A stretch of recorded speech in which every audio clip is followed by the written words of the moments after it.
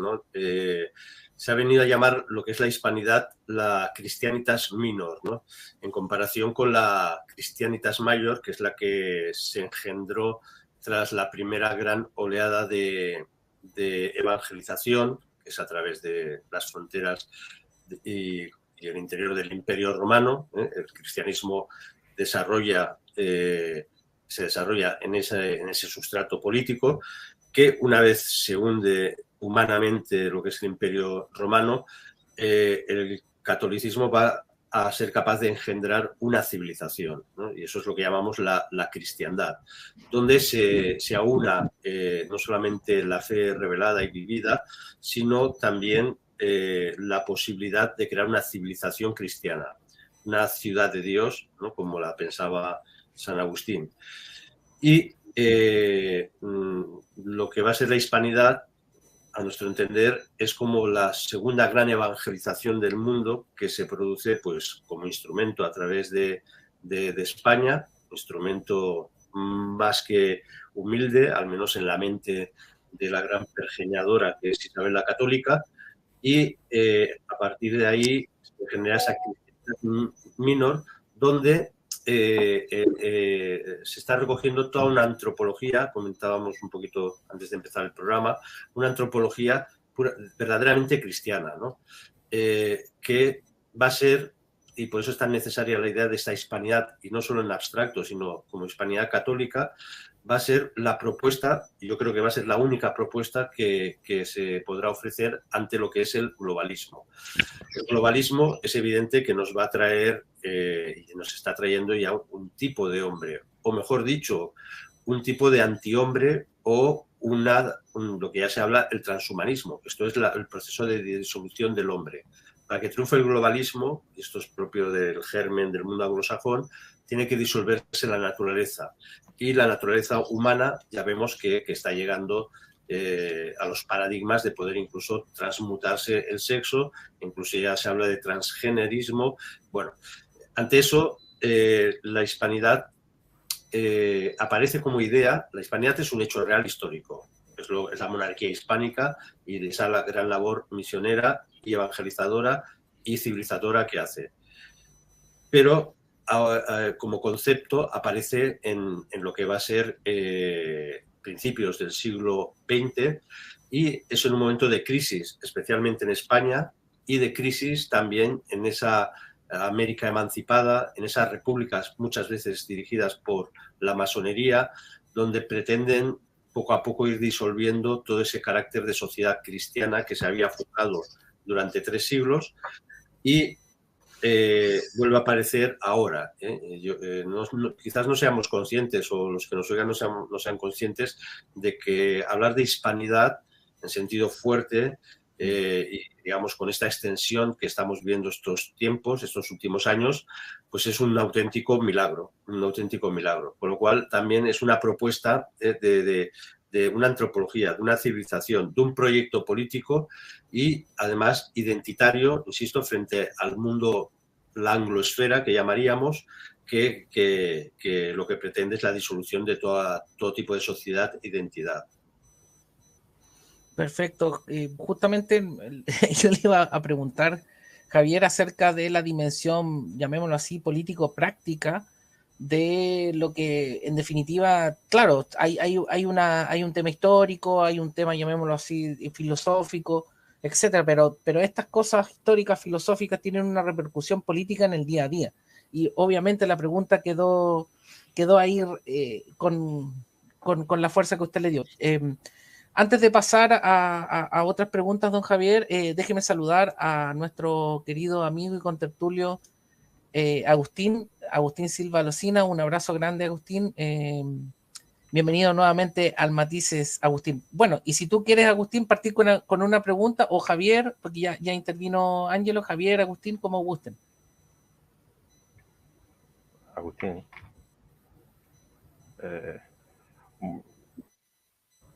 Bueno, ya que veo que Agustín no se anima, pues intervengo yo, aunque lo he hecho ya antes de que comenzase el programa. Saludo ahora, digamos, virtualmente o digitalmente al profesor Barricó, al que tuve el placer y la suerte de conocer personalmente en una visita que hizo a Granada. Y ya entro yo en materia. Sé que que el profesor Barricó, si no me equivoco, es sociólogo, de formación es sociólogo y creo que es doctor en sociología, me parece. No sé si estoy en un error. Digo esto por lo siguiente, porque yo la pregunta que me hago, yo veo será porque por mi forma de ser tiendo a ver la botella medio vacía, nunca medio llena.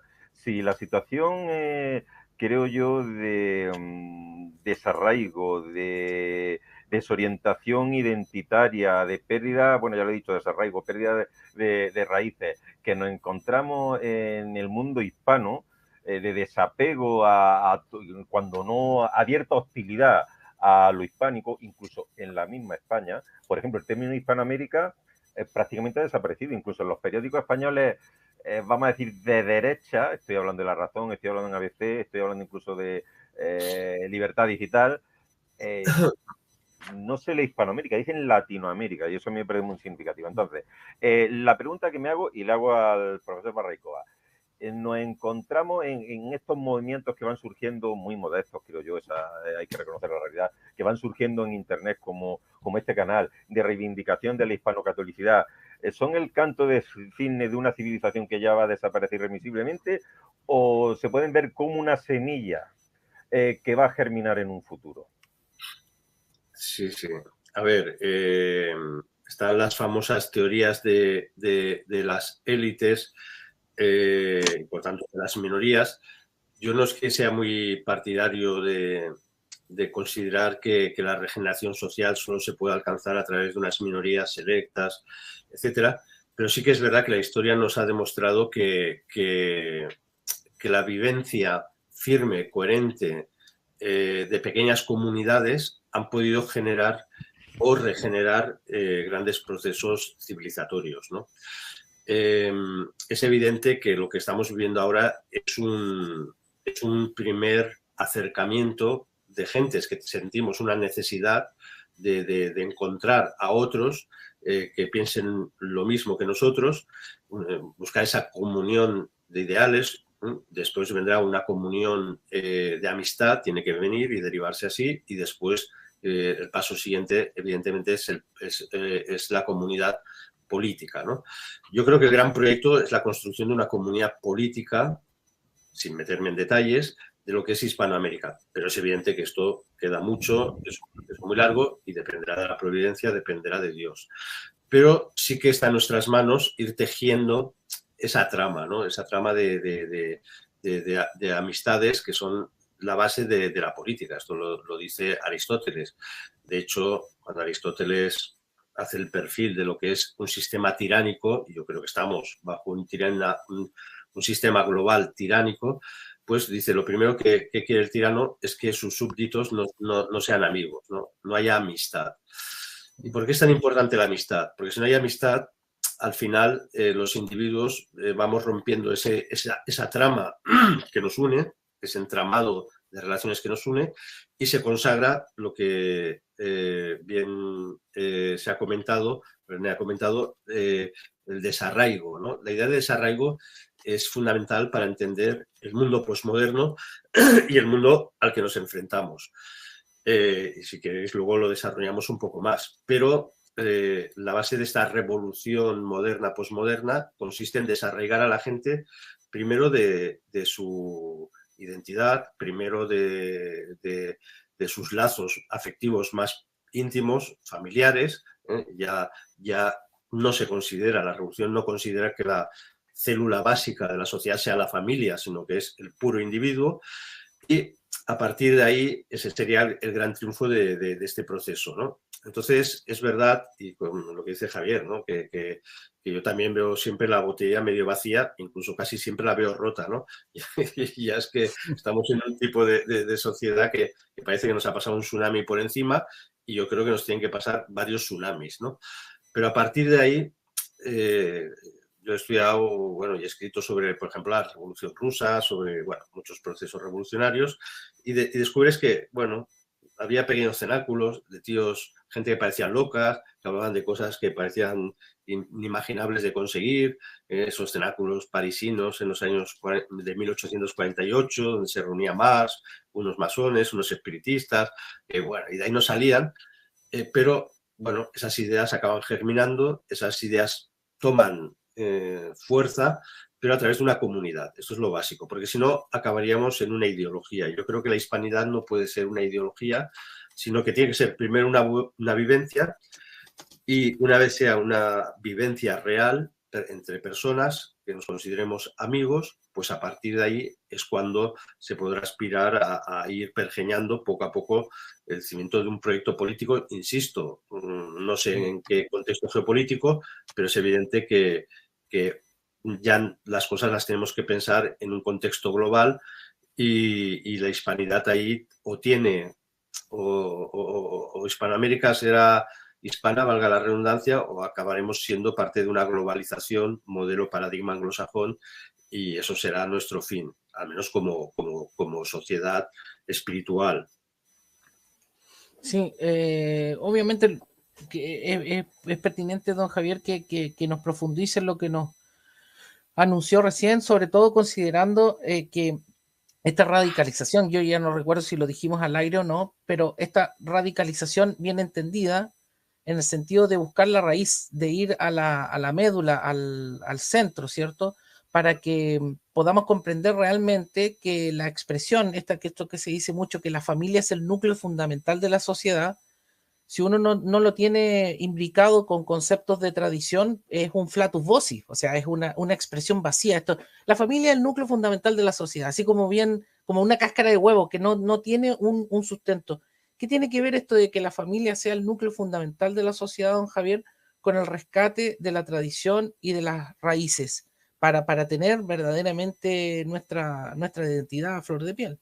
Sí, sí. Bueno, es evidente que el mundo moderno se caracteriza por la individualización, por tanto el desarraigo. El desarraigo es la ruptura de las raíces, por tanto la imposibilidad de vivir una vida radical en ese sentido fuerte ontológico de que necesitamos nutrirnos de algo, ¿no? Entonces, como nos hemos quedado aislados, tenemos que volver a religarnos, ¿no? Y una cosa es religarnos verticalmente y ascendentemente con Dios. Tenemos que volver a estas sociedades secularizadas, volver a la fe, ¿no? A esa fe de nuestros mayores. Esto es básico. Nos tenemos que religar por abajo a nuestra patria, ¿no? Y volver a recuperar ese sentido de virtud que, curiosamente, en la doctrina cristiana, la virtud de piedad se refiere tanto a el deber para con los padres, porque la familia no solamente es la familia que tú creas casándote y teniendo hijos, sino evidentemente tus padres, tus ancestros, y siempre se ha interpretado en la sana doctrina tradicional que la religación o la virtud de piedad te religa con la patria, ¿eh? El cuarto mandamiento no solo es para con los padres, sino también para con la patria, ¿no? Entonces, por ahí nos tenemos que religar.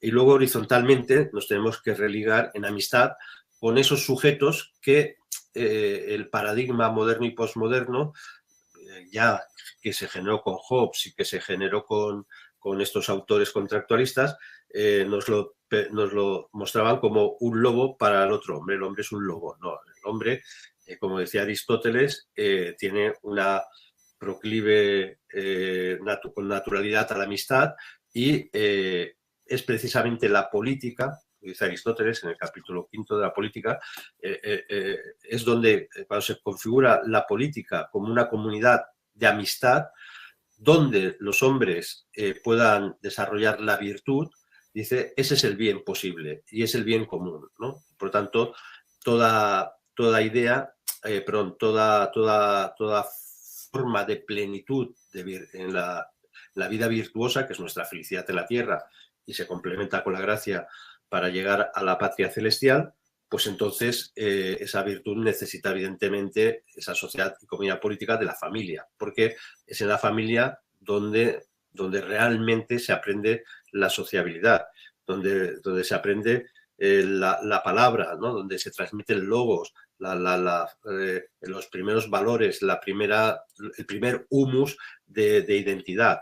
Rafael Gambra, en una obra muy genial que es El silencio de Dios, dice que al final, solos, como individuos, por mucho que quisiéramos racionalizar el sentido de las cosas, no podríamos, ¿no? Sino que el sentido de las cosas nos las da un humus, un ambiente que es social, pero especialmente familiar. Por eso es tan importante que no se rompa lo que te enseña los padres en casa con lo que luego vivas en la sociedad. El gran problema es que, primero, el poder político lo que ha hecho es apropiarse de las funciones de la familia, someter a los padres a una especie de culpabilidad constante, como que no son capaces de educar a los hijos, absorber el Estado, el proceso de educación de los hijos, para después lanzarlos a una sociedad donde el Estado, a través de la educación, les ha prometido una libertad absoluta, pero se van a encontrar con un sistema social de regulación absoluta, ¿no? Esto, si me permitís y me alargo, me perdonáis. No, dele nomás, don Javier, esa es la idea de tener a nuestros invitados que se alarguen, no hay problema. Sí, súper bien. Esto en una obra que se hizo muy conocida y que algunos habrán leído, que es El Principito de Saint-Exupéry. Hay la famosa escena donde el zorro le pide al Principito, domestícame, ¿no? Y parece que es algo raro, ¿no? Pedir que eso va contra esa idea moderna de libertad como pura emancipación, como pura desarraigo de toda obligación moral, como puro rompimiento con toda correspondencia de amistad o correspondencia de filiación para con tus padres o para con tus hijos. Claro, como desligar, en vez de religar, desligar.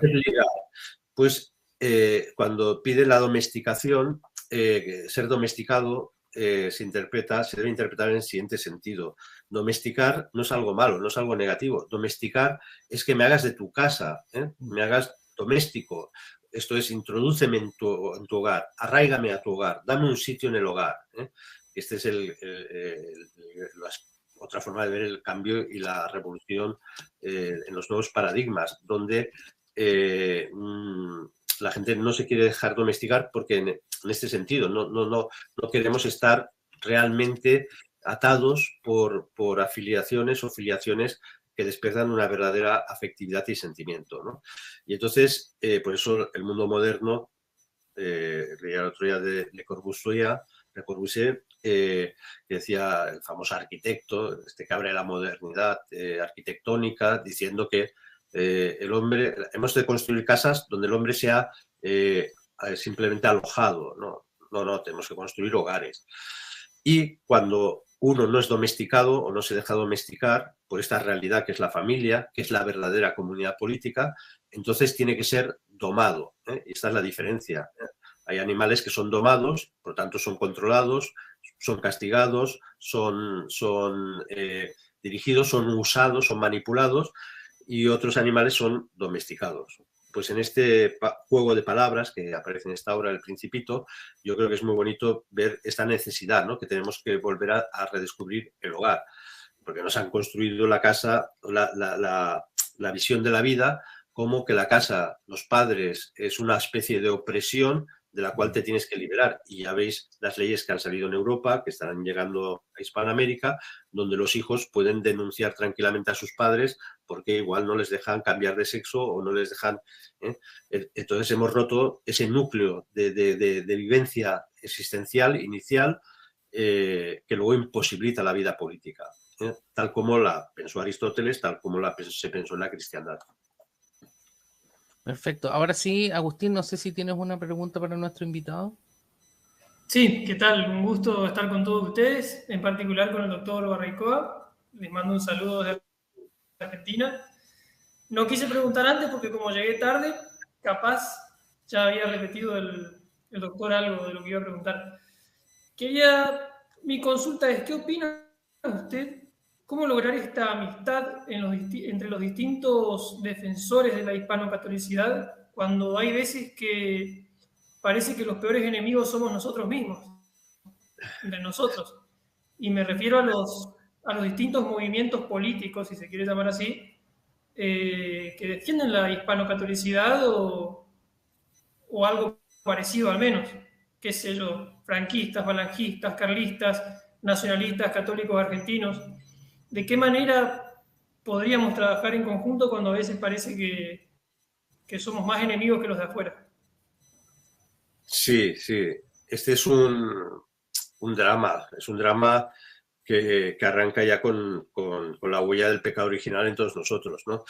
Esto es evidente. Este drama se vive entre hispanistas y en España entre diferentes posturas políticas o católicos que tienen diferentes perspectivas. Yo creo que ahí, sobre todo, uno de los problemas que tenemos es lo que llamamos nacionalismo en España. El nacionalismo como palabra puede ser utilizada en buen sentido. En Francia, nacionalista sería como patriota. Pero nosotros aquí, al menos como tenemos lo que llamamos en España nacionalismos separatistas, intentos de destruir la propia territorialidad o unidad territorial de España, y esto lo estamos viviendo en algunas zonas de España como parte de este proceso revolucionario, pues nos damos cuenta que tiene que haber una idea que sea superior incluso a la de nación, porque no podemos olvidar que la idea de nación, que es una idea sana, también fue capturada por el proceso revolucionario y convertida en una idea profundamente anticomunitaria, antipolítica, en el sentido que la nación era entendida como un sujeto de pura soberanía que se tenía que imponer necesariamente sobre cualquier tipo de libertad personal, ¿no? Era la fuente de todo poder. Entonces, a partir de ahí, la idea de nación o nacionalismo yo creo que tiene que estar primero superada, regida por la idea de patria, y por eso la patria entendía, como lo he dicho antes, ¿no? Como que nosotros nos debemos algo más, ¿no? Y ese algo más es un bien para nosotros porque nos va a llevar esta patria, nos va a ayudar a llegar a la patria celestial. O sea, tenemos que tener clara como clara la jerarquía de fines en el orden personal y en el orden social y colectivo. Cuando esto no lo tenemos claro, y entonces de repente convertimos el amor a la patria en simplemente una especie de sublimación del amor a nosotros mismos, digamos, la analogía sería la siguiente, ¿no? Todos tenemos que tener un amor a lo nuestro, ordenado, porque Dios manda a amar al prójimo como a nosotros mismos. Por lo tanto, tenemos que amar a Dios, amar al prójimo, y al prójimo solo lo podemos amar si tenemos un bien, un amor ordenado a nosotros mismos. Queremos el bien para nosotros. Esto sería la analogía del amor patrio, del amor a la patria. El egoísmo es el amor desordenado. Yo solo me quiero a mí mismo y rompo con el prójimo, y evidentemente me quiero tanto a mí que soy capaz de romper con el pecado para con Dios, rompo con Dios. Y eso sería esa especie de nacionalismo. Insisto que en cada cultura o cada país a lo mejor el concepto nacionalismo se puede interpretar o identificar con el de patria. Es una cuestión semántica. Pero dicho esto, los nacionalismos siempre llevan a la división, siempre llevan a crear ideología, a crear disputas por matices, y muchas veces uno descubre que detrás de lo que aparentemente es una profunda discusión filosófica, teológica, de planteamientos políticos, en el fondo lo que está digamos, ahí poniéndose en juego es mi egoísmo, ¿no? Que se imponga mi posición, ¿no? De esto, si nos sabemos curar de esto, habremos avanzado mucho. Si no, es verdad que nos quedamos atascados, y la única forma de salir de estas dificultades, que insisto, yo estoy convencido que detrás es simplemente nuestro pecado original, muchas veces nuestra soberbia, muchas veces esa cortez de miras que además los grandes filósofos tenían, ¿no? A mí a veces me dicen, ¿y tú por qué citas a este autor que no es cristiano? ¿Por qué tal? Bueno, también Santo Tomás en la Suma Teológica, pues se había leído a Averroes, se había leído a los grandes herejes del momento para poder rebatirlos o para poder pensarlos, ¿no? Y entonces, a partir de ahí, yo creo que tenemos que tener esta visión, ¿no? Decir, bueno, hay un bien común. El bien común rige toda nuestra acción y rige nuestra relación. Si por mi egoísmo pongo en peligro el bien común, pues esto malo. Otra cosa es que en vistas al bien común, yo tenga que discutir porque creo que estás en un error. Y con toda caridad tengo que hacer ver que estás en un error. Pero bueno, sabemos que la caridad, por desgracia, falta y hemos visto peleas internas en el mundo hispanista muy crueles, como que han dado mucha pena, sobre todo hay alguna que hemos vivido en Argentina y dices, bueno, ¿qué sentido tiene esto, no? Si hay un bien mayor, ¿no? Tenemos que sacrificar nuestros egos y ya está, ¿no? Es un aprendizaje, sí. Pero disculpe, don Javier, pero si hay pelea es porque hay existencia. O sea, mirando el vaso medio lleno en vez de medio vacío, porque claro, dice Agustín, hay peleas, qué sé yo, o usted dijo hay peleas en Argentina, pero pelean porque existen, Bueno, porque en otros lados hay inexistencia. Eso ya sería, claro. No hay ni pelea. Exacto, yo siempre esto se lo digo a mis alumnos, ¿no? Digo, cuando una pareja se pelean, es que la cosa va bien, ¿no? Porque mientras que se pelean es que quieren estar juntos y se pelean. El problema es cuando dejan de pelearse porque ya se han separado totalmente, ¿no? Entonces esto ya sería tremendo, ¿no? Yo hace 10 años que no me peleo con mi mujer, porque no la veo desde hace 10 años, pues muy mal, ¿no? Es verdad.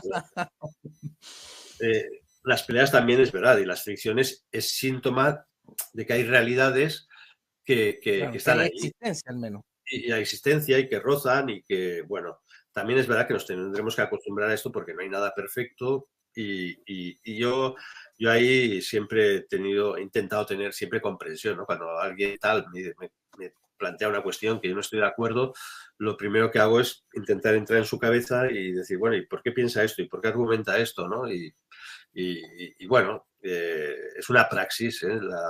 La vida, la ética vital es una praxis y entonces tenemos que aprender que sí, que hay momentos de tensión y discusión, pero es verdad, también es bueno, es síntoma de que hay existencia, como bien dices, ¿no? A propósito de eso, don Javier, colgándome de la pregunta de Agustín, el tema del carlismo, por lo menos en Chile, no es difundido. En Argentina hay un llamémoslo así, un germen. A razón de eso, ¿es posible, don Javier, que nos pueda explicar para nuestro público en qué consistiría el carlismo? Eso como una pequeña introducción. Y en segundo lugar, ¿cómo cuadramos lo que exista de carlismo con el tema del orden natural, en el sentido de que, a ver, ¿cómo lo digo? Que quizás esté la carreta delante de los bueyes. O sea, ¿en qué sentido? Estas disputas dinásticas, llamémoslo de esa manera, a veces crean conflictos de entendimiento porque no estaría la base, me explico, las bases familiares de sustento que permiten crear la torta monárquica, por decirlo de alguna manera. O sea, dicho de esta forma, ¿cómo podemos pelear dinásticamente si en definitiva no tenemos el tejido social? O sea, estamos mal desde arriba hacia abajo y de abajo hacia arriba. No sé si nos puede explicar y responder esa pregunta, que a lo mejor está enredada para nuestros auditores, pero usted como es un doctor, un maestro, yo espero que me haya entendido y que nos pueda contar, en definitiva, brevemente, en qué consistiría el carlismo y si es posible un carlismo hispanoamericano o sudamericano. Y bueno, sudamericano no, porque habría que incluir a ¿cómo se llama? A México. Y si no será mejor, para entenderlo más fácil, decirlo derechamente tradicionalismo. Sí. Entiendo perfectamente la pregunta y la dificultad, porque claro, contestar esto sería de horas y horas, pero bueno, así muy brevemente, esto es verdad. Esto dentro del ámbito tradicionalista carlista se hizo siempre esta diferenciación, ¿no? Si hablamos de lo que es la configuración del pensamiento que el carlismo defiende en su momento, el carlismo es una lucha, una reivindicación dinástica, pero que conlleva evidentemente una cosmovisión en España, porque la rama liberal y la rama carlista, que son las que se enfrentan a partir de 1833 durante buena parte del siglo XIX y que culmina con una explosión en la guerra civil digamos, del espíritu de cruzada del carlismo en nuestra guerra civil, para luchar contra los enemigos de la civilización y de la cristiandad, Pues bueno, es verdad que mientras que durante el siglo XIX hubo una integración muy fuerte porque había un pueblo, había pensadores y había una monarquía que nadie discutía, ¿no? Hoy, ¿cuál es el problema? Que la propia sociedad ha quedado desintegrada en su catolicismo, ha quedado desintegrada en su sentir tradicional. No hay pueblo carlista porque no hay pueblo católico. Esto lo decía uno de los reyes carlistas más carismáticos, Carlos VII, decía, traedme buenos católicos y haré buenos carlistas, ¿no? Porque si no, no tiene sentido, ¿no? Entonces, algunos, ante esta situación, y es esa crítica que he hecho al principio un poco de la teoría de las élites, ¿no? Si solventamos, si nos aparece un rey, un monarca indiscutible, indiscutido por todos, y eso nos va a unir a todos los españoles y a todos los carlistas españoles y a todos los tradicionalistas, va a ser imposible. Y por eso cuando en el orden dinástico legitimista no está claro, no podemos hablar de carlismo, sino de tradicionalismo. De tradicionalismo como un intento de ir configurando, coadyuvando a la creación de una sociedad tradicional. Y cuando Dios quiera y providencialmente quiera, pues ya eso, ya lo he dicho antes, se configurará o se irá esbozando como comunidad política y si la providencia permitiera, pues con una monarquía que veríamos que evidentemente, hablando de Hispanoamérica, tendría que ser confederal, tendría que tener, claro, respetando ya unas tradiciones, incluso, aunque parezca paradójico, pero de soberanía propia que tienen los países hispanoamericanos y, por tanto, habría que buscar una articulación de unidad. ¿Que puede ser, que debería ser la monarquía? Hombre, sería lo ideal. Que no lo es, puede ser otra cosa, no lo sé, pero yo creo que en eso tienes mucha razón. Entrar en discusiones, incluso en América, de cuál es el rey legítimo en España, si aquí no nos ponemos de acuerdo, en la lejanía estas discusiones son muy venenosas, ¿no? En el sentido que al final se disparan las pasiones y ya la razón ya nos rige, ¿no? Entonces, para mí, en este sentido, tenemos que hablar más de un tradicionalismo en el ámbito hispanoamericano, ¿no? Y que este tradicionalismo vaya viviendo. Y luego ya también es que tenemos que fiarnos de la providencia, porque si no, humanamente, si lo vemos todos los días, nada más salir de casa, ves la sociedad que hay y dices, esto humanamente es muy difícil. Pero hay que tener muchísima esperanza, confiar en Dios y ir trabajando, ¿no? Y entonces, en este sentido, el carlismo, y vuelvo un poco a la pregunta y no quiero alargarme mucho que has dicho para que los que nos oyen no conozcan el tema, a veces la revolución ha querido ver que se viera el carlismo como una mera lucha dinástica que hubo en España en el siglo XIX, ¿no? Entre dos ramas de la familia de los Borbones. Pero no era esto, era, digamos, claramente dos Españas, ¿no? Una que había aceptado los principios afrancesados, liberales, revolucionarios, jacobinos, enfermos, como muchos países americanos, sus élites se enfermaron de lo que llamamos el nordismo, ¿no? Es decir, tenemos que dejar de ser católicos porque eso nos ha traído miseria y tenemos que ser como los países del norte, sea Estados Unidos. O sea, eso que refleja, perdón, Javier, esto que refleja Pérez Reverte, eso de que nos equivocamos de Dios en Trento, ¿eso estaba ya presente en esa lucha que indicas? Sí. Reverte es un autor, es esa paradoja, ¿no? Son hombres patriotas, españoles, pero les falta ese sentido de catolicidad, no tiene esa visión, ¿no? Y entonces, perdona que te interrumpa, Javier. Yo sé que nuestros editores se enojan mucho conmigo, ponen comentarios, que Renato deja hablar, pero es que ahí tú diste en el clavo. Entonces nos da la razón en el sentido de poner como rótulo hispano-catolicidad, porque la hispanidad en el aire sin el pegamento de la religión católica se cae y creamos estos Pérez Reverte que van a andar prefiriendo otros dioses que no el de Trento. Perdona, claro. Javier. Sí, por eso, en un sentido muy estricto, yo a Pérez Reverte diría, mira, él es un nacionalista español, porque su Dios es la nación española. Un patriota, su Dios nunca es la patria, porque sabe que la patria es un bien que está ordenado a un bien superior. Y el rey mismo es un principio unitivo, como también lo es la religión católica, mucho más la religión católica, pero para España siempre ha sido un principio unitivo, porque cuando hemos entrado en fases de república ha sido inmediatamente la desintegración territorial de España, pero evidentemente el rey no puede ser absoluto, y esto el carlismo siempre lo ha tenido muy claro. El rey está limitado por arriba y por abajo por la sociedad, por las soberanías sociales que se llama, por arriba por la ley natural, evidentemente, y la ley positivo divina, y entonces es cuando el gobernante nunca podrá volverse absoluto. El Estado moderno sí que puede volverse absoluto, y se vuelve absoluto, porque no reconoce ningún límite por arriba y ningún límite por abajo. No hay derecho natural, no hay sociedades, porque el Estado moderno se plantea como un pacto entre un individuo, los individuos, no las familias o los cuerpos sociales, sino entre los individuos y el propio poder que se genera, el leviatán, sea democrático, sea aristocrático o sea monárquico, da igual. Y entonces, ante esto, el carlismo fue fue la lucha de un pueblo que había y todavía sentía y sabía lo que era la cristiandad y lo vivía en sus entrañas.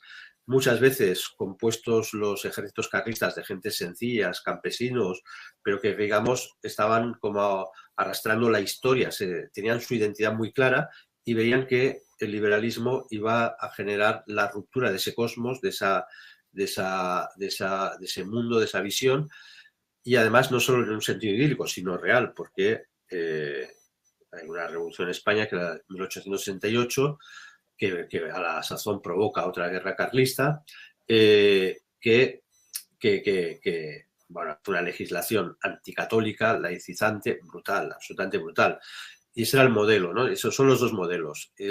Insisto, y esto del nortismo está como muy claro, ¿no? En Hispanoamérica está muy claro en algunos pensadores liberales. El catolicismo nos ha dejado arrastrados en la Edad Media, nos ha llevado a la pobreza.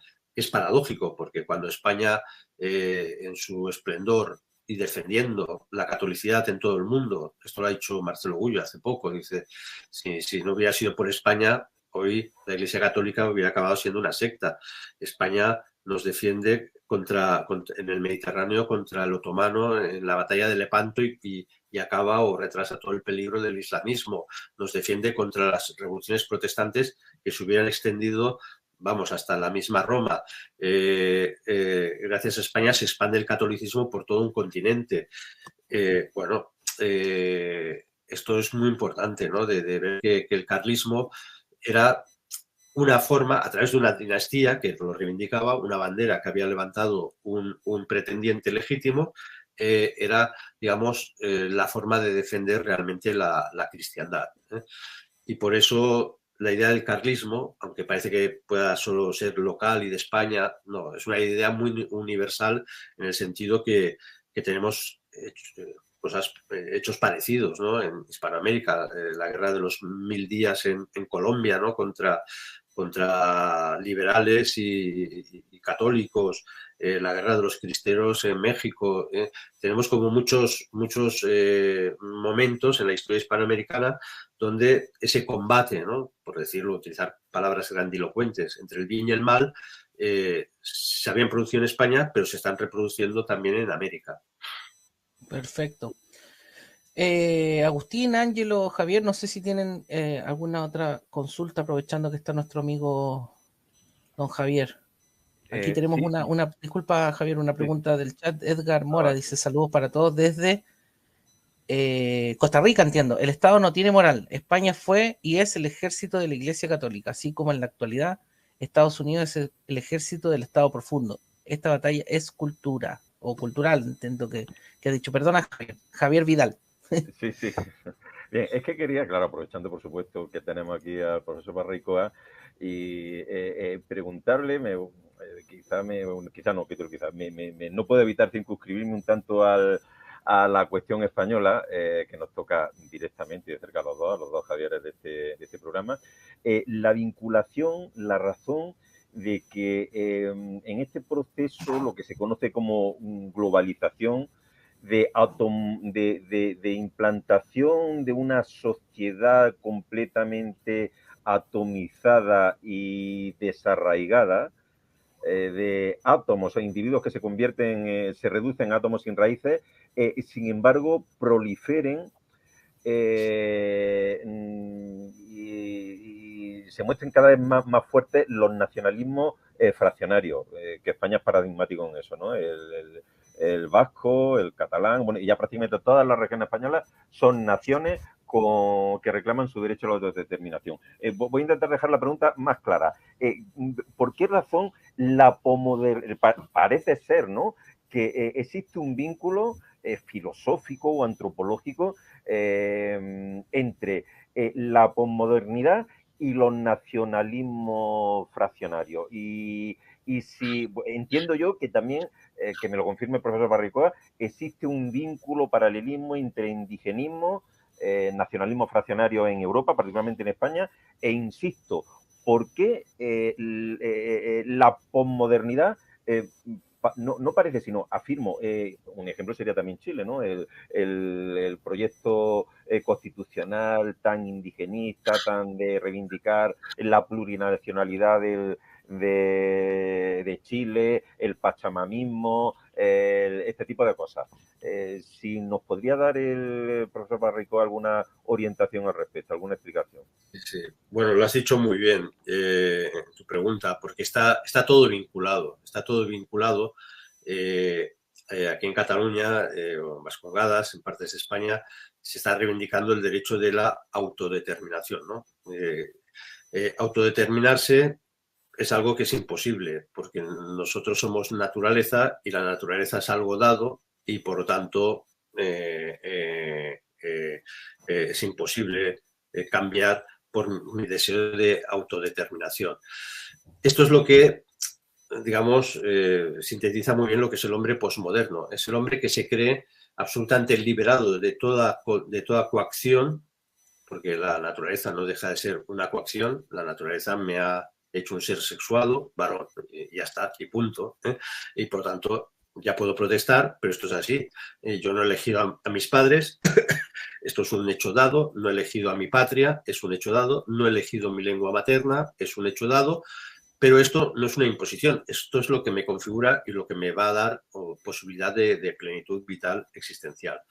Entonces, cuando el nacionalismo reivindica identidades, no está reivindicando una identidad patria, que es la que realmente me va a relacionar con mis padres, mi patrimonio, mi patria, sino es lo que llamamos Maffesoli, un sociólogo francés, llamaba el neotribalismo. Esto es, ante el fenómeno global que nos arranca las verdaderas identidades, tiene la necesidad de crear, digamos, el parche, llenar ese vacío, para que ese vacío no sea rellenado con valores verdaderos, con ideas fuerza, sino con ideas, bueno, de identidades falsas. Por eso el nacionalismo separatista o disgregador siempre se tiene que inventar la historia. Y en eso también lo ve muy bien Gullo en su obra Madre Patria, cuando hace un apéndice a Cataluña para ver cómo ese proceso separatista tiene una analogía clara con el indigenismo. ¿Por qué? Porque el indigenismo es el intento de dotar a hombres y mujeres de Hispanoamérica de una identidad sin que pase por su verdadera identidad histórica, que es que pertenecieron a los virreinatos durante 3 siglos, ¿no? Y eso es parte de su identidad actual, de su lengua, de su religión, de su propia historia. Entonces, tanto el indigenismo, los movimientos de autodeterminación, tanto como la ideología de género, yo puedo autodeterminar mi sexo y puedo transicionar. Y no solo eso, sino que el Estado tiene el deber de pagarme la operación, ¿eh? Bueno, todo eso es tremendo porque el primero que se autodetermina es Satanás, es Lucifer, ¿no? Que dice, yo no quiero ser un ángel para servir a Dios. Non servia. Pues este es el primero que se autodeterminó. O sea, no querer para qué había sido creado ni la naturaleza que Dios te había concedido. No voy a servir, porque la naturaleza del diablo era servir y glorificar a Dios, y a su plan. Y dentro de su plan, pues a los hombres.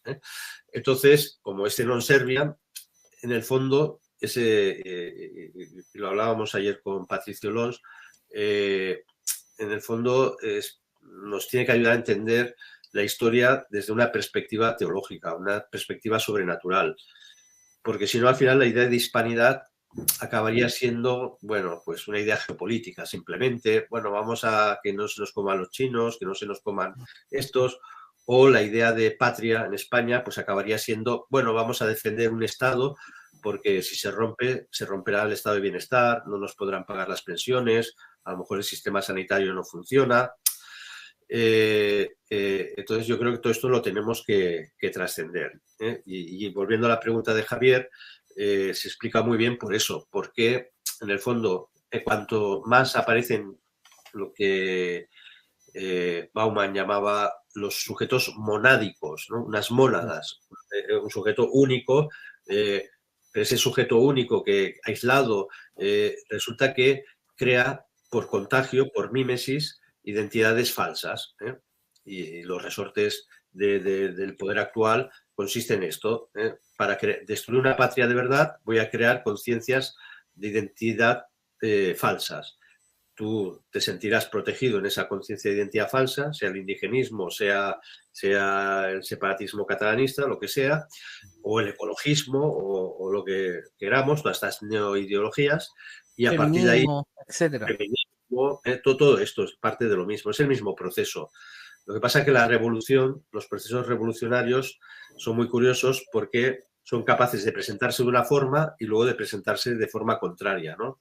Entonces, para cargarse la sociedad cristiana y la familia cristiana, creó la ideología del feminismo, ¿no? Pero como el feminismo reivindica a la mujer y la mujer es un hecho natural, sexuado, biológico, pues ahora se han creado la ideología de género para cargarse la idea de mujer, ¿no? O sea que la propia revolución, lo que ella ensalza para cargarse alguna cosa, luego lo autodestruye.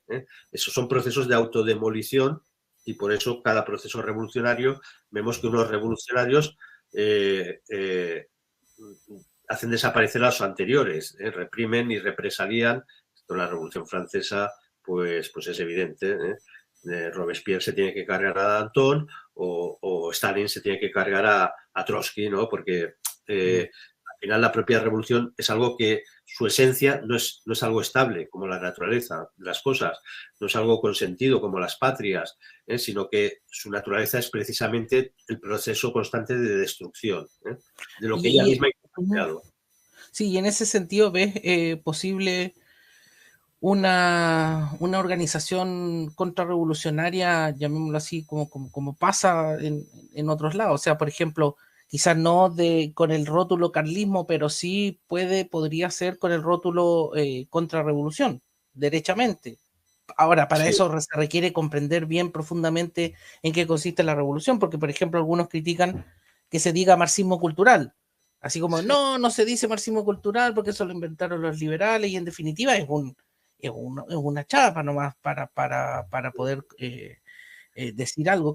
¿Cómo ves tú, por ejemplo, esta emergencia de personajes, principalmente youtubers, que hablan de este rótulo marxismo cultural y que generalmente están anclados a un sector liberal, minarquista o paleolibertario, etcétera? ¿Qué relación podría haber ahí? Lo digo de esta manera como para que se entienda mejor. ¿Milei podría ser un contrarrevolucionario? O sea, ¿ayudaría en esta línea? No sé si me equivoqué, Agustín, corrígeme tú si más o menos la pregunta queda redonda. Sí, me parece que sí. Creo que se entiende. La amplia nueva derecha, digamos. Eso. Agustín Sí. Laje, el tocayo de Agustín Silva. En fin, no sé si tú los ubicas, Javier Barraicoa. Sí. A ver, claro, el fenómeno Milei aquí en Europa nos ha cogido a todos desprevenidos y estamos intentando todavía situarnos, ¿no? Pero es evidente que muchas veces la revolución crea sus falsas contrarrevoluciones. Esto es, siempre se ha dicho que la revolución avanza 2 pasos para luego dar uno atrás y de momento ya ha ganado uno, ¿no? Entonces, esos personajes a lo largo de la historia los hemos encontrado, ¿no? En el momento de crisis brutal en el siglo XIX en Francia, pues aparece General Granguet, que era de izquierdas, tal, y todos los franceses patriotas pues lo apoyan. Hemos encontrado como Maurras, que es el gran contrarrevolucionario francés entre el 19 y el 20. Maurras era ateo, pero defendía la monarquía y defendía la catolicidad porque se daba cuenta que era lo único que podía defender Francia, ¿no?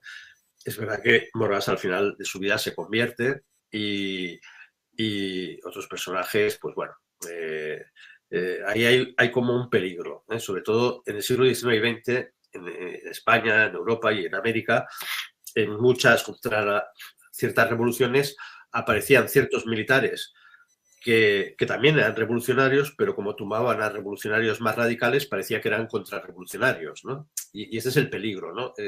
Distinguir que la revolución o la contrarrevolución no es lo mismo.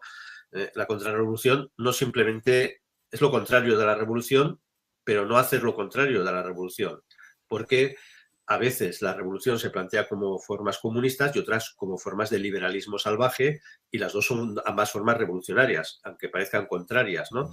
Y en nuestro mundo yo he detectado que por miedo al comunismo mucha gente acepta doctrinas que yo creo que son muy peligrosas. En estos momentos nuestro gran peligro para el catolicismo y aquellos que se consideran católico-conservadores es caer en las garras de las doctrinas de Leo Strauss, que llamamos los neocons. Los neocons, que ahí hay que estudiar bien el tema, hay que conocerlo, porque coincidiría con la sigla esta WASP, White Anglo-Saxon Protestant. ¿Eso estaría correcto? Sí.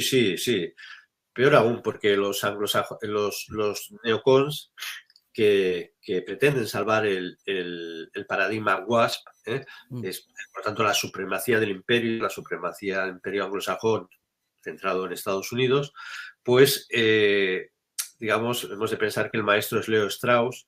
Los grandes neocons actuales, a los cuales vota el Partido Republicano, a los cuales votan muchos católicos, Leo Strauss era judío y era trotskista. Y es curioso cómo el pensamiento neocon, en sus orígenes, igual que la escuela austríaca en su última fase, que la han querido asociar como el pensamiento católico cristiano en economía, no, la mayoría de autores son judíos, la mayoría de autores es verdad que son anticomunistas, pero proponen una antropología del hombre donde la familia no tiene nada que ver, donde las patrias no tienen nada que ver, y al final la perversión de este sistema neocon es que ellos no se oponen aparentemente a la religión, siempre y cuando la religión esté al servicio del Estado, me explico, del poder. Se dio cuenta Leo Strauss que la democracia es un proceso de desintegración individualista. Entonces hay que crear mecanismos para conseguir que el aparato político funcione, la comunidad esté unida, pero como ya no la une, lo que decíamos antes, ¿no? El amor a un bien común, la necesidad de practicar la virtud, que es lo que decía Aristóteles, lo que va a unir, dice, es el miedo y la religión. Entonces, los neocons utilizan el mundo protestante de las sectas e iglesias protestantes, que es fortísimo en Estados Unidos, como un mecanismo de activar una conciencia colectiva para luchar contra el mal, que a veces será Putin, a veces será Saddam Hussein, a veces será lo que sea, pero ellos no defienden la religión o los valores religiosos en sí mismos, sino como instrumento para el poder político. Y luego la idea del miedo es que la han introducido, es que en la Ilustración Kant había propuesto que una forma de unir a la humanidad era la paz permanente, una idea de pacifismo, de globalización pacifista, democrática, cuando todos seamos... Irenismo, puro y duro. Puro y duro. Pero ahora, bajo el estigma de Leo Strauss y los neoconservadores, consideran que la hegemonía americana sobre el mundo y que ellos tienen que imponer su paradigma a todos los países, especialmente a Hispanoamérica, es creando la guerra permanente, no la paz permanente, sino la guerra permanente. Porque la guerra permanente es lo que permite que la maquinaria económica funcione, ¿no? Entonces ahora hay que meter una guerra en Afganistán, ahora otra en Irak, ahora otra en Siria, ahora otra en Ucrania, ahora... Y a partir de eso ya tienes los dos elementos, un principio espiritual al servicio del poder político y un estimulador de la economía permanente, que es la guerra. Y esto es el pensamiento anticatólico por excelencia, no sé si me explico. Es todo lo contrario del reino de Dios que se nos prometió. Así es. Bien, Ángelo. Sí, me gustaría hacerle una consulta. Dale, porque obviamente podríamos estar horas y horas, pero no queremos abusar de nuestro invitado. Desde ya darle las gracias, Javier. Creo que todos estamos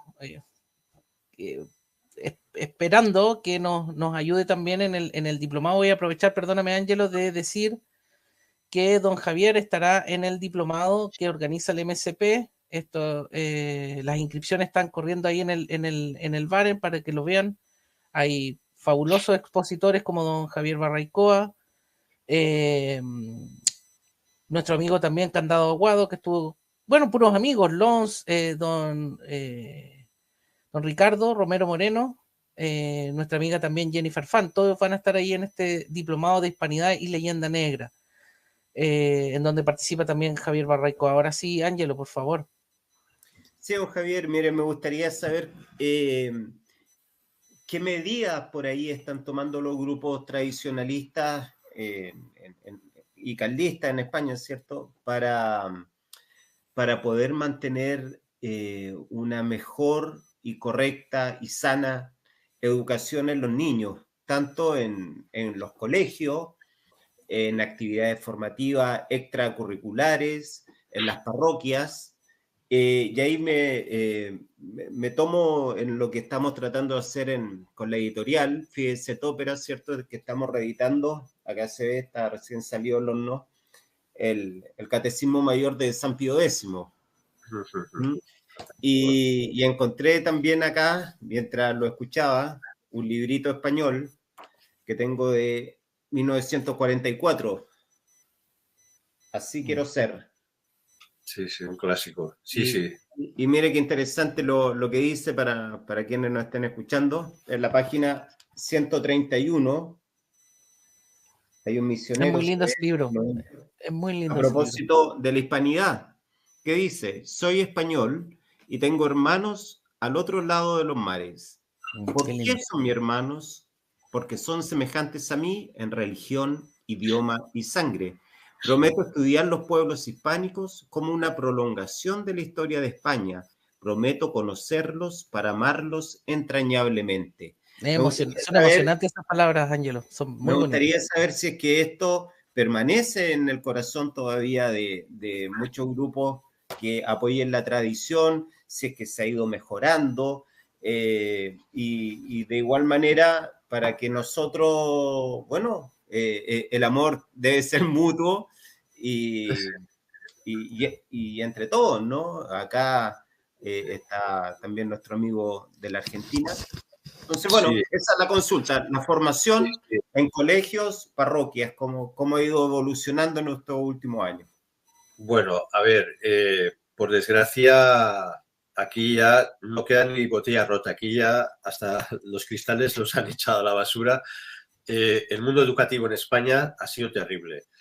Hemos sido un laboratorio de ideas hiperprogresistas que se han llevado a la práctica a través de leyes educativas, especialmente realizadas por los socialistas, donde se ha destruido la autoridad del profesor, se ha destruido la autoridad de los padres, se ha destruido los contenidos, los hábitos de los niños. Bueno, sinceramente es desolador. Un libro como el que planteas, que este era un libro que se podía encontrar de uso en escuelas en época de Franco, ahora evidentemente sería inimaginable. A los niños ya con 3 años en España, en algunas escuelas se les está enseñando educación sexual, con 3 años. Unas burradas. Están deshaciendo una generación. Frente a eso, ¿qué se puede hacer? Cosas, proyectos que los estamos intentando llevar desde la iniciativa particular, pero que, bueno, no tenemos evidentemente ningún tipo de apoyo ni del Estado, etcétera.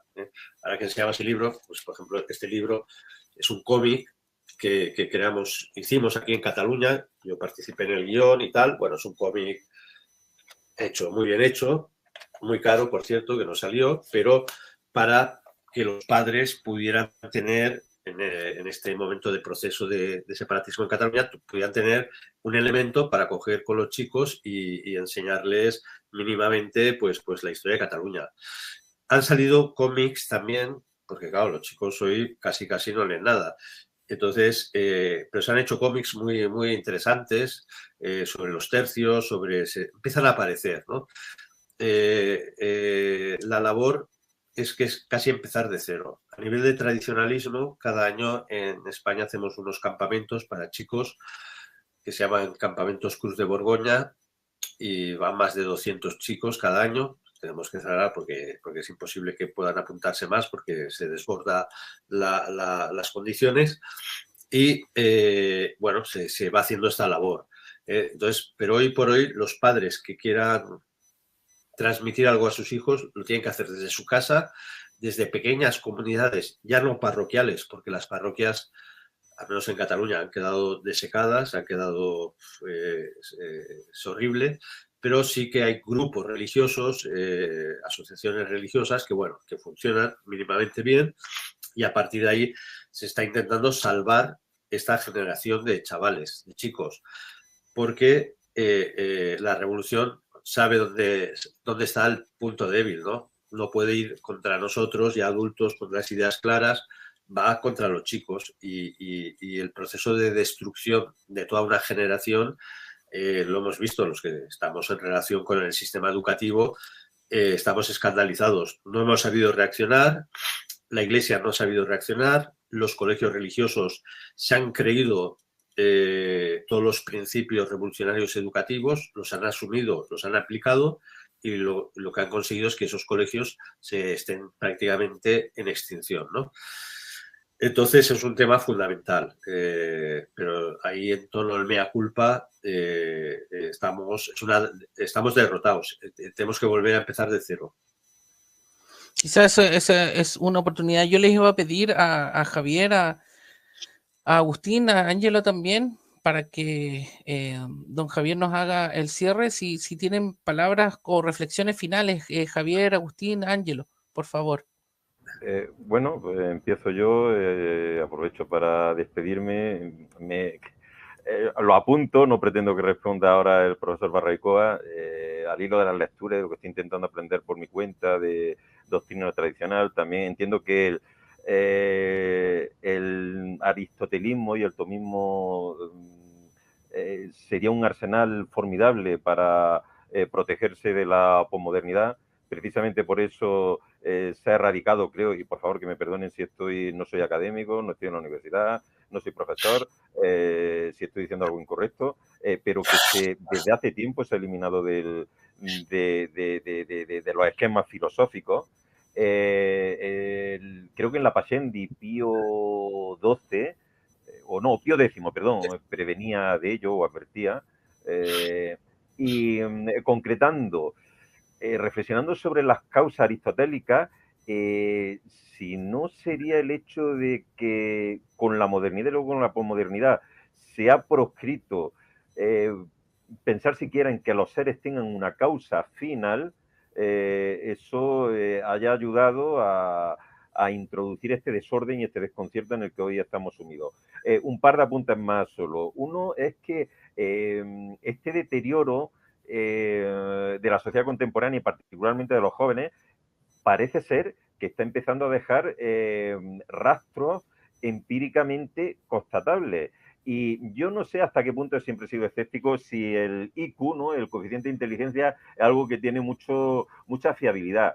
Pero la tenga o no la tenga, seguramente cualquiera de los 4 amigos que estamos aquí, pero particularmente el profesor Barraicoa, que es profesor universitario, un neurocientífico francés, ha escrito un libro, publicó un libro en el que habla de que según los estudios que se han hecho desde no sé, hará 20 años o algo así, el el coeficiente intelectual de las nuevas generaciones. Antes existía lo que se llamaba el efecto Flynn, que era cada generación tenía un coeficiente intelectual, por lo menos el resultado que daba en las pruebas era 6 o 7 puntos superior al de sus padres, no al de la generación anterior. Y por primera vez, con la generación digital, las pruebas que se le hacen están dando unos resultados inferiores a la de sus padres, es decir, a los nuestros.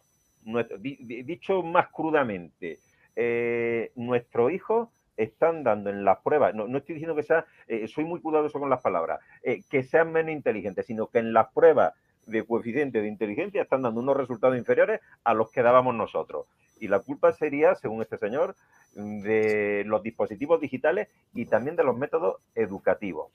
Y ya concluyo, creo que algo más que anecdótico, pero quería reivindicar una figura que a mí hasta hace poco me resultaba desconocida, hilando con el carlismo en América, que es el del padre Jarauta, un carlista español que fue a México cuando la guerra mexicano-norteamericana a luchar por México y montó una guerrilla cuando ya los estadounidenses habían incluso ocupado Ciudad de México y fue el propio gobierno mexicano, una historia que conozco poco, me gustaría saber más sobre ella, fue el propio gobierno mexicano el que capturó a esta persona, a este cura carlista español, y lo fusiló. Y era el que estaba luchando por México contra el invasor. Y creo que esta figura hay que reivindicarla. Aparte, desde el punto de vista, bueno, siempre se ha dicho, ¿no?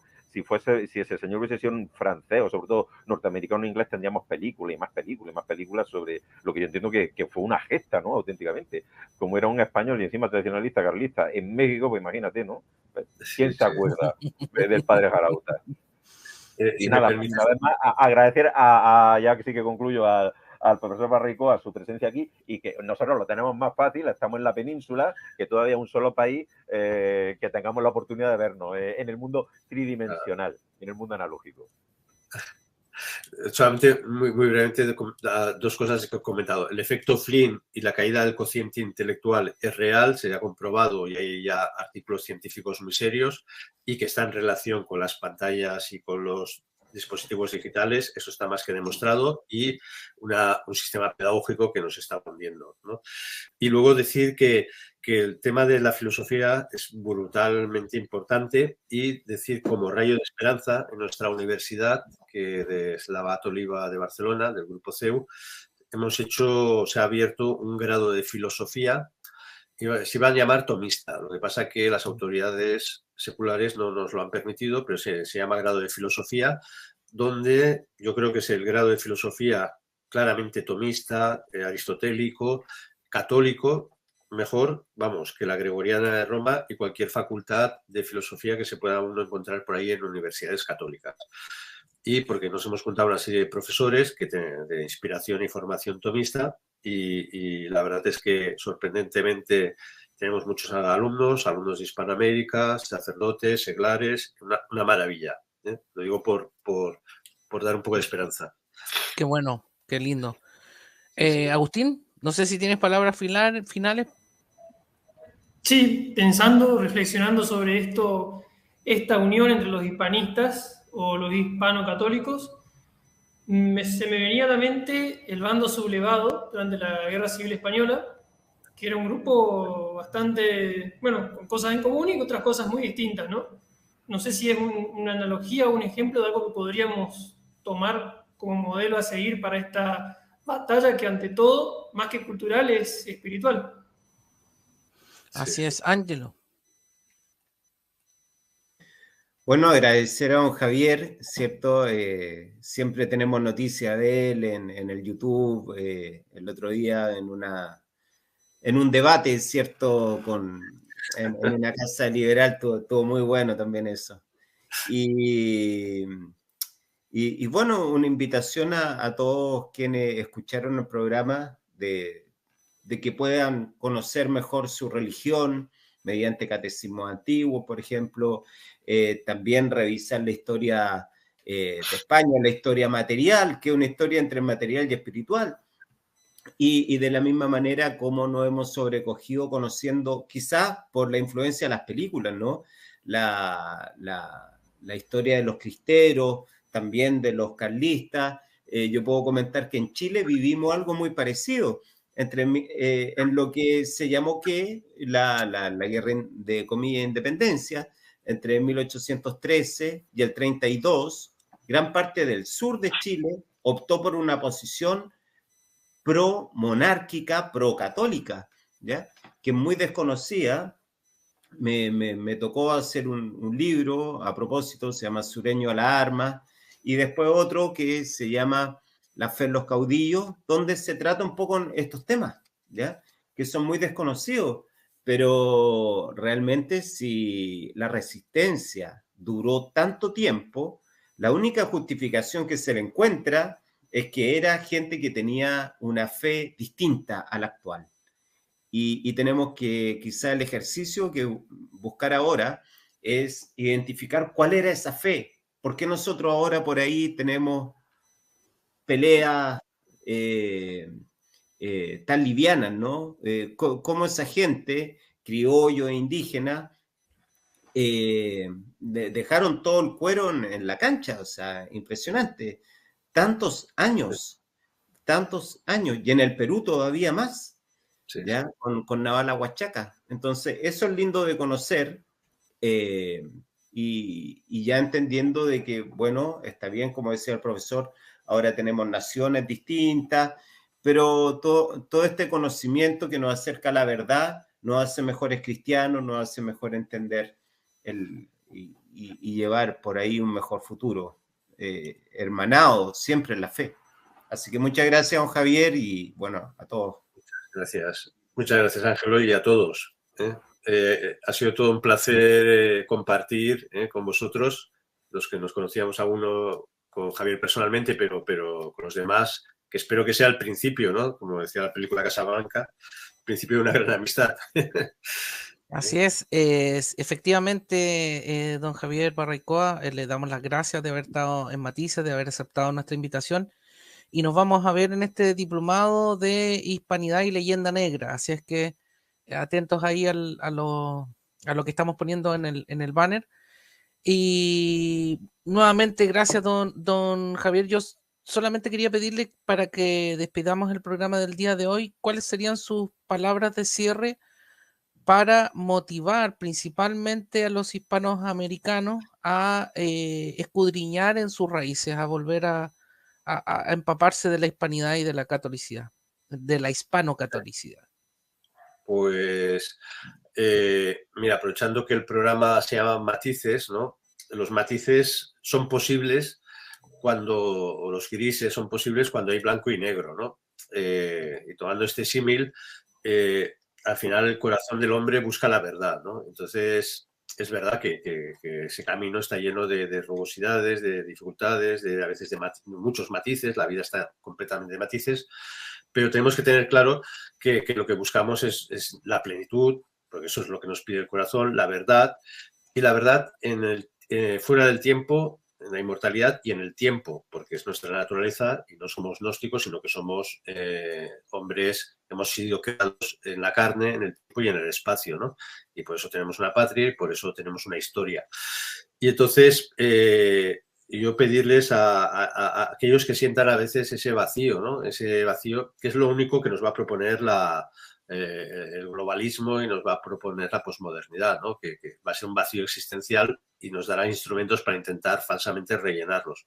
Pues cuando sintamos este vacío experiencial, vital, existencial, pues que sepamos que ahí vamos a tener un faro, ¿no? La hispanidad va a ser un faro y ese faro nos va a llevar a muchas formas de plenitud que es lo que nos pide el corazón y en el fondo es lo que nos va a dar la verdadera felicidad, porque todo lo demás va a ser fantasía, ideología o simplemente pues una especie de anarquía mental de la cual no sobreviviríamos. Perfecto, pues ahora sí despedimos el programa del día de hoy en Matices, en donde no todo blanco-negro. Muchísimas gracias, don Javier, a nuestros amigos, a Agustín, a Ángelo y a los que nos hayan visto en este directo, nos vean después. Muchas gracias, estamos en Matices, en donde no todo es blanco-negro. Un abrazo, chao, chao. Adiós.